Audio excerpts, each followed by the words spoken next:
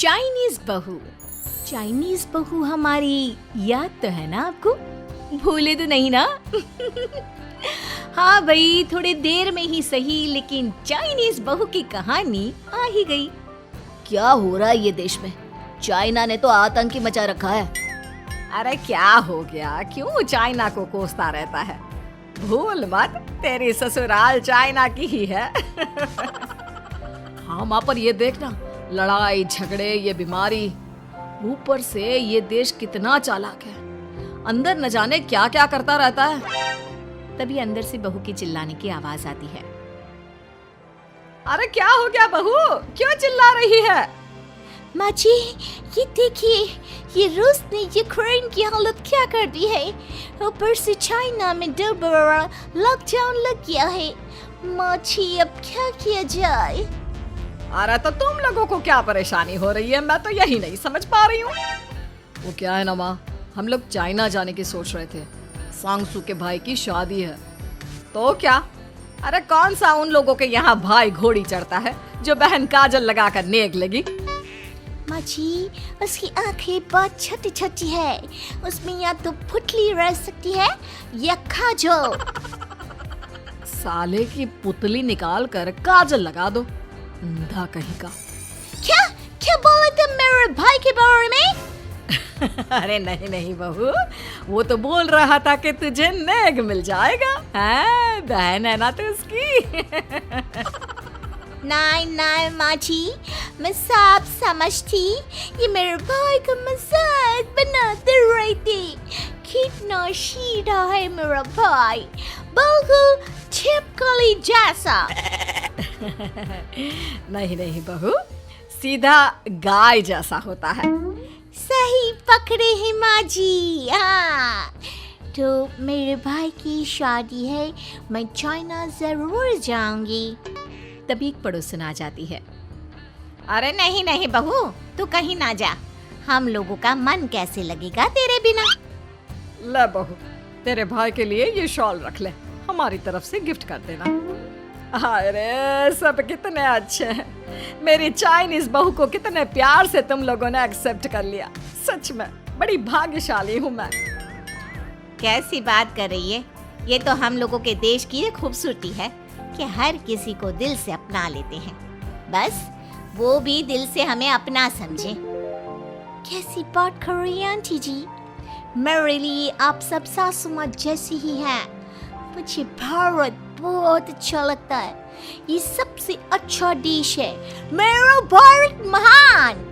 वैसे भी लड़की की शादी जहाँ होती है वो तो वहीं की हो जाती है ना। जीती रे बहू, सही बोल रही है। औरत तो होती ही पानी की तरह है, जो जहाँ जैसे रखे वैसे ही शेप ले लेती है।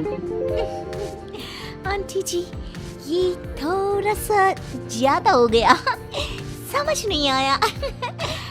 नो प्रॉब्लम, मैं चाय बना कर लाती हूँ। फिर क्या, वो दिन भी आ जाता है जब बेटे बहू को चाइना जाना पड़ता है। वहाँ जाकर बहू का भाई कहता है, मेरे बहन आ गए, मेरे बहन आ गए। मैंने सबको बोला कि सब हिंदी में बात करेंगे, नहीं तो बहन नाराज हो जाएगी।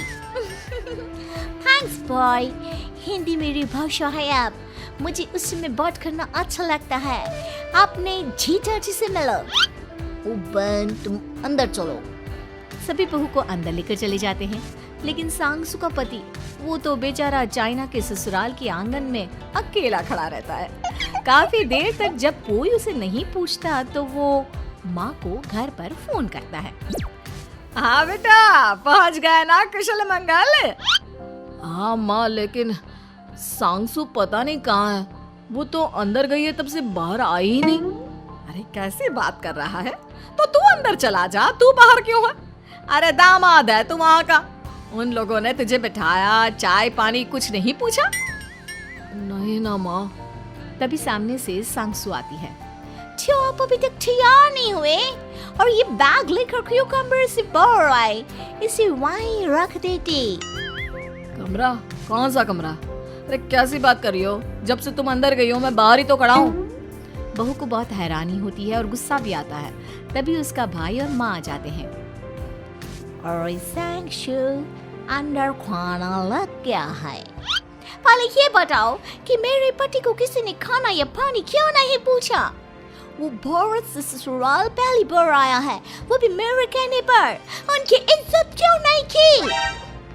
देख बेटी, तूने जबरदस्ती जिद में शादी की थी तो हम लोगों ने कर दी, लेकिन अब तुम ये सोचो, पूरी चाइना में मैं इस इंडियन को अपना दामाद बताऊं?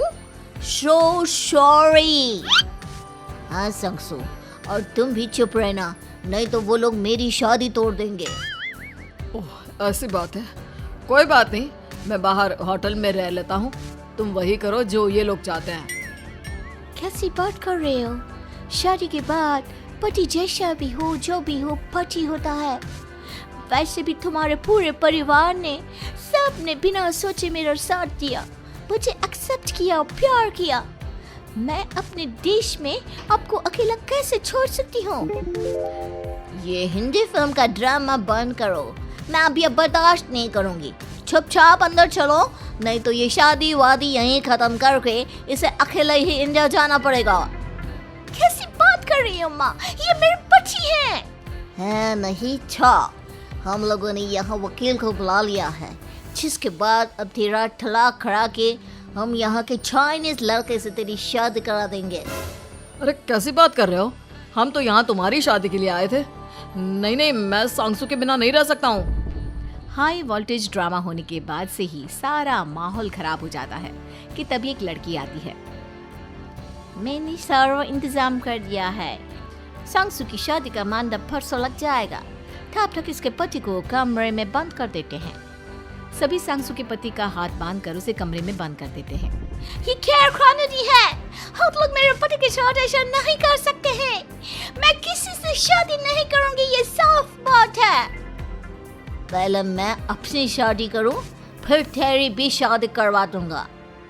सब कुछ तय हो जाता है, भाई की शादी हो जाती है। फिर वो दिन भी आ जाता है जब सांगसू की शादी वो लोग जबरदस्ती करने के लिए उसे मंडप पर ले जाते हैं। ऐसा मत करो, ये मेरी बीवी है। मैं किसी से शादी नहीं करूंगी। कैसे नहीं करेगी शादी? शादी तो तेरा बाप भी करेगा। हो, मैं करूंगा शादी। प्लीज कोई मेरी शादी किसी अच्छा औरत से करवा दे। चुप, बिल्कुल चुप। फिर माँ सांगसू और उसके पति से कहती है, तुम लोगों का बच्चा मेरी कैद में है। अगर तुम लोगों ने कोई भी होशियारी की तो मैं इस बच्चे को मार दूंगी। दोनों माँ का रूप देखकर हैरान हो जाते हैं। बच्चे की खातिर दोनों शांत हो जाते हैं और शादी की रस्में शुरू हो जाती है कि तभी सांगसू की सास पुलिस के साथ आ जाती है। माँ, ससुर माँ आ गई, मेरी माँ आ गई। माँ प्लीज हम लोगों को बचाकर वापस ले चलो। पुलिस सभी को गिरफ्तार कर लेती है। बेटी के बच्चे को मारने की धमकी तो कोई चुड़ैल ही दे सकती है। अरे तो ये चुड़ैल ही तो है। ये सही बोल रहे हैं, ये औरत किसी चुड़ैल से कम नहीं है। तभी उन लोगों का बच्चा भी आकर सांगसू के गले लग जाता है। माँ, तू सही समय पर आ गई, लेकिन तुझे कैसे पता चला कि यहाँ ये सब हो रहा है? बेटा, ये चाइनीज लोग ना होते ही धोखेबाज हैं। इन लोगों पर मुझे भरोसा नहीं था, इसलिए मैंने तेरे फोन को हमेशा के लिए मेरे फोन से अटैच कर दिया था, जिससे तेरे आसपास होने वाली सारी बात मैं सुनती रहूं। उस दिन भी मेरी तेरी बात हो रही थी तो तेरा फोन ऑन था, मैं सब समझ गई थी। मुझे माफ कर दो। नहीं, बिल्कुल नहीं। चलिए माँ जी, इंडिया वापस चलते हैं। आज के बाद मैं यहाँ कभी नहीं आऊंगी।